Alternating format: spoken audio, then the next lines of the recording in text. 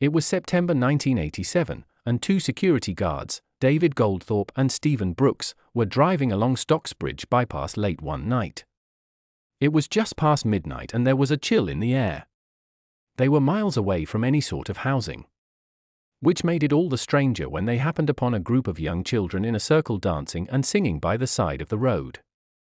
Shaken, they stopped the car, but the children had vanished into thin air.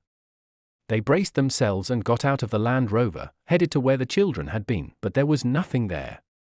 The mud beneath their feet showed no sign of any footprints apart from their own. Shortly later, they saw a hooded figure stood on the bridge which stretched across the bypass. Strange as it sounds, the person was dressed in monk-like garb. But when they directed their headlights at it, the beam seemed to pass through the body.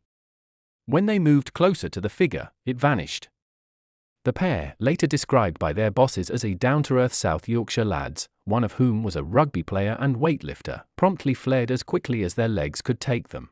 Called out to the site at 4:30 a.m., a manager from Rotherham firm Constant Security found the two guards still in a state of shock, their nerves shattered. The men were both physically shaking and had white and pallid complexions. One of them was even crying.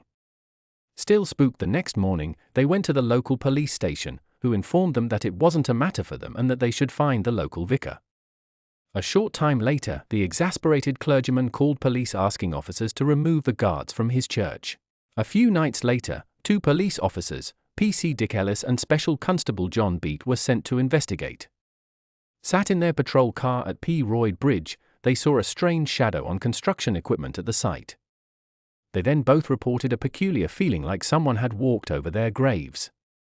After a figure appeared from nowhere, on one side of their car then another, they tried to drive away but their car wouldn't start. As the car finally spluttered into life, they heard what sounded like someone hitting the back of their vehicle with a baseball bat. The two security guards refused to work at the site again, and both left the industry shortly afterwards. Neither has ever spoken about what they saw that night. Their boss, bewildered by the reaction of two experienced night security men, people who aren't normally easily spooked, has no rational explanation for their behavior. Policemen and security guards are very unimaginative people, he is reported to have said. So when something like this happens, it makes you scratch your head. As well as the dancing children and mysterious monk, TV show Strange But True also tells the story of two runners who saw a man walking along the road at the same time as both of them became aware of a dusty, rotten smell, like an antique shop.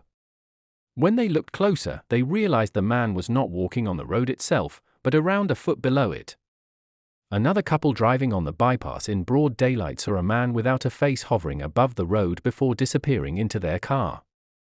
Another story is one related by Sheffield psychic Lucinda June. Driving along the bypass one night, she says her car became very cold and was filled with the smell of musty books. Then, all of a sudden, a darkness appeared to her left.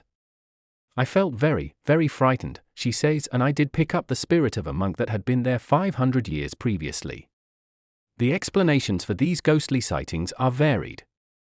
There are stories of a monk being ejected from a local abbey and buried in unhallowed ground, but there has never been a monastery anywhere near the area.